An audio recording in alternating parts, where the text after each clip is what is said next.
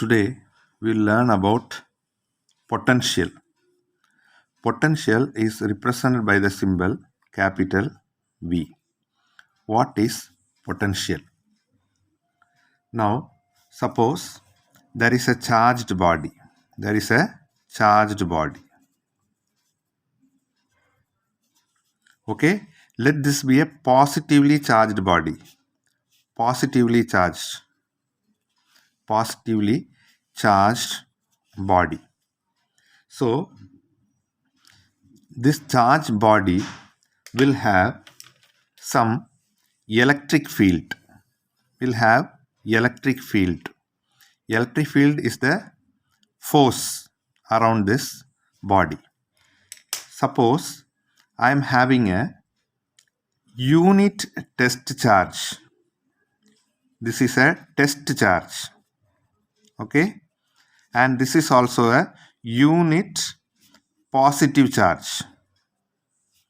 Unit positive charge.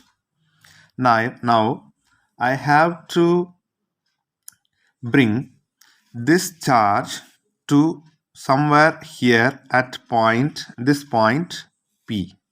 This point P. See, actually this is electric field. So outside the electric field we call it infinity. We call it infinity. So potential at infinity. That means here the potential will be 0. So we are going to study what is potential. See, electric field is there. We have to move this charge from here to this point. Now this is also a positive charge. This is a unit test positive charge. Actually, what is a test charge? The test charge is a unit positive charge that has very small value, and the effect of this charge will not affect the other charges. Okay. Now, see, this is a positive charge and our test charge is also positive. So, there will be repulsion. There will be a force of repulsion. So, now I have to bring this charge from this point to inside the field. The charge is now at infinity. Infinity means outside the electric field. So, potential is defined as the amount of work done. Amount of work done in bringing a unit positive charge from infinity to a point inside the electric field. So that is called potential. So potential can be defined as, see, I am writing potential at a point is defined as the amount of work done in bringing a unit positive charge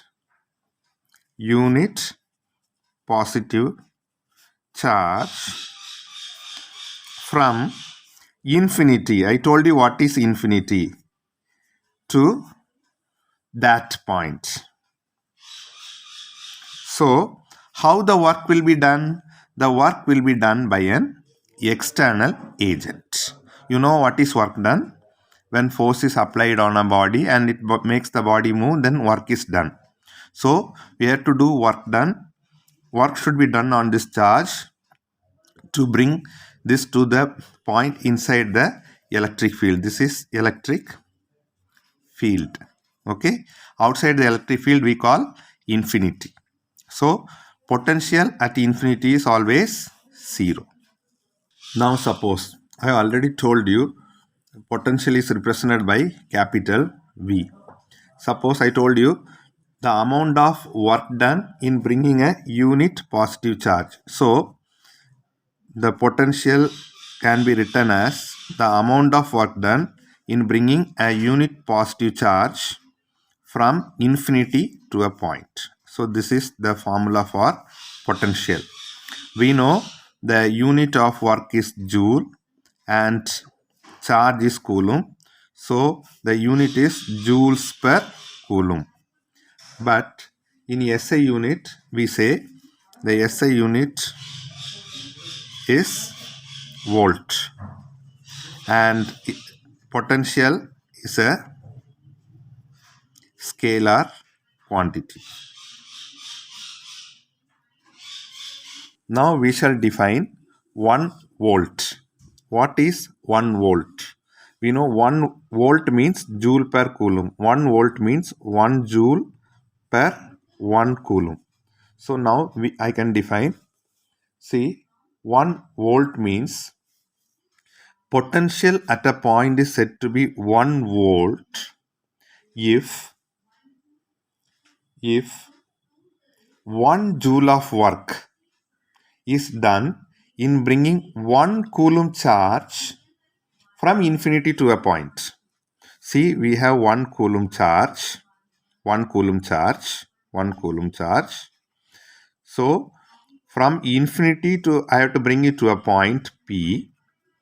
So if the work done from bringing here, actually this will be in electric field. So from bringing this 1 coulomb charge from infinity to this point, if work is 1 joule, then potential is 1 volt.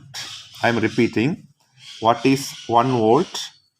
Potential at a point is said to be 1 volt when 1 joule of work is done in bringing 1 coulomb charge from infinity. This is infinity, from infinity to that point. Potential difference.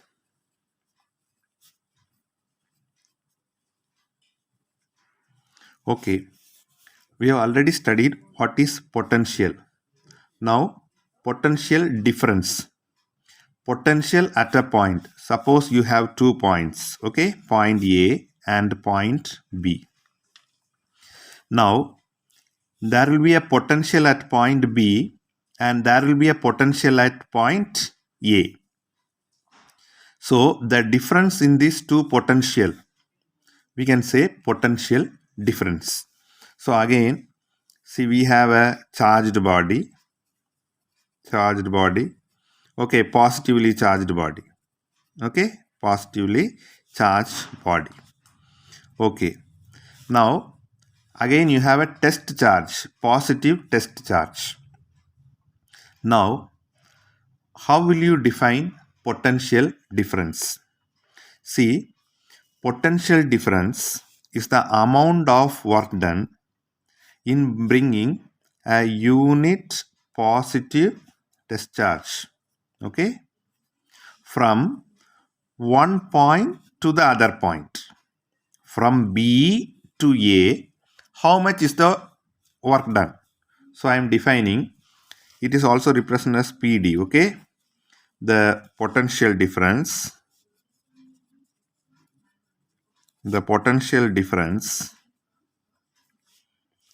between 2 points is equal to the amount of work done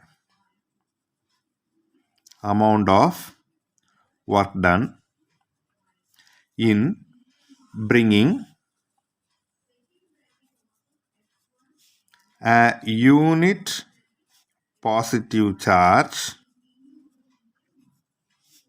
from one point to other. That means from point B to A. See, if you see, this is also a positive charge and this is also positive. So there will be repulsion. So work should be done on this charge. So work done in bringing the charge at point B will be say something. But as you do work on the charge to bring it closer, the work done is greater. So work done at A is greater than work done at B. Okay. So for charge B, this is the initial position and this is final. So we always define potential difference as V final minus V initial. That is, we know work done on the charge. Here it is VA, V final minus point A, work done is greater, minus VB, that is work by charge. So this is potential difference. Again, the SI unit of potential difference is volt. And potential difference, it is a scalar quantity. See, one question. Explain the statement. The potential difference between 2 points is 1 volt. Our 2 points are point A and point B. So, I am going to explain. See, the potential difference between 2 points is 1 volt. If work done in moving 1 coulomb charge from one point to other is 1 joule. That is, work done in moving 1 coulomb charge from B to A is 1 joule. अगर 1 coulomb charge को B से A तक move करने में 1 joule work खर्चा होता है, then we say potential difference is 1 volt. So the potential difference between 2 points is 1 volt if work done in moving 1 coulomb charge from one point to other is 1 joule. Concept of resistance. See, let us take a metal wire and lot of protons, they cannot move, and we have electrons.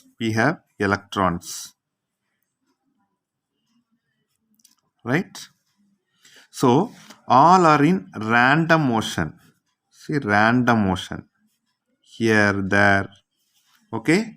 Now I am going to apply potential difference. What I am going to do? I am going to apply potential difference. Okay. So this is plus and this is minus. So these electrons, see, same way I am going to draw electrons. All the electrons will acquire one direction.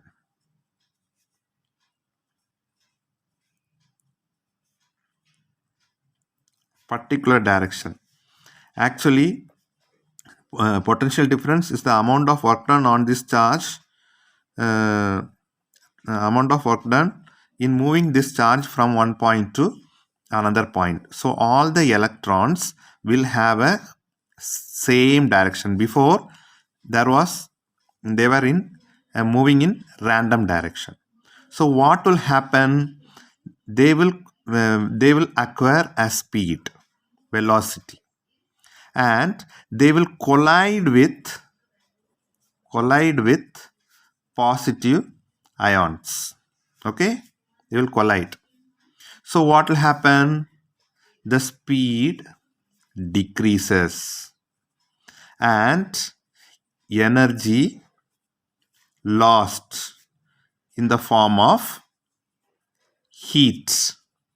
So the wire gets heated. When there is more resistance, the wire gets heated. So when potential difference is applied, they collide. So the obstruction means rukavat offered to the flow of electrons in a metal wire by the conductor, okay, or the metal is called its resistance is called its resistance. The obstruction offered to the flow of electrons. So I can say the flow of current. We know if there is flow of electrons, there will be current, and the direction of current is opposite to the flow of electrons. So the electrons will flow towards the positive, and the current will be flowing opposite to the direction of the flow of electrons. Am I right? So this is the direction of current, and this is the direction of flow of electrons. So when they move by the application of the potential difference, there is obstruction. This obstruction is what is called resistance. What are the factors affecting resistance? What are the factors affecting resistance? First one, material. See, we know there are good conductors and insulators. See, good conductors has more free electrons and it will allow the passage of current. So good conductors have less resistance. Good conductors have less resistance. Okay, less resistance. Okay, length of the conductor. See, we know current, the obstruction is called resistance. Resistance is directly proportional to the length of the conductor. If the length is more, the electron has to flow, the current has to flow through greater distance. So it may have to face lot of obstruction. So length increases, resistance increases. Thickness. As far as wire is concerned, this thickness can be considered as the area of cross section. Resistance is inversely proportional to area of cross section. That means, see, if the area is more, if the thickness is more, then more space for the flow of electrons. So the resistance will decrease. Resistance decreases as thickness increases. Resistance decreases as thickness increases. The final one is temperature. Temperature increases. Temperature increases. Resistance. Tell me resistance, what will happen? Resistance will increase. Resistance increases. Because when the temperature increases, the collision also increases. So there will be more obstruction and there will be more resistance. So these are the four important factors that affect resistance of a conductor. Material of the conductor. So we should know whether it is a good conductor or bad conductor. Good conductor offers less resistance. Length of the conductor. Length is directly proportional to resistance. Length increases, resistance increases. Thickness of the conductor, that is area of cross section. Resistance is inversely proportional to area of cross section. Thickness increases, resistance decreases. And finally, temperature.